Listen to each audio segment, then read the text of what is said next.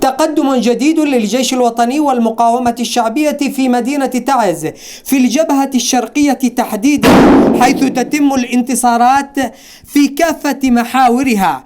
هنا يظهر مبنى كلية الطب، وتظهر أيضا المباني المجاورة وقد سيطرت عليها أفراد الجيش والمقاومة، مبنى البنك المركزي اليمني.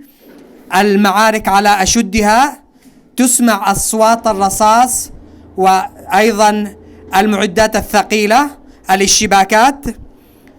إذا تقدم في صالة والمكلكل وحسنات وثعبات والجحملية وحي الدعوة.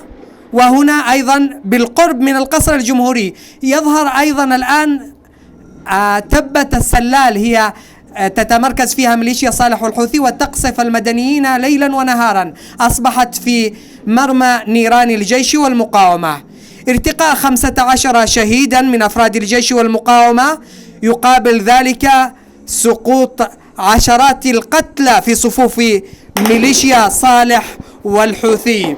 إذن انتصار جديد للجيش الوطني والمقاومة الشعبية يضاف إلى رصيدها في دحر ميليشيا الانقلاب والتمرد. أمين دبوان، يمن شباب، تعز.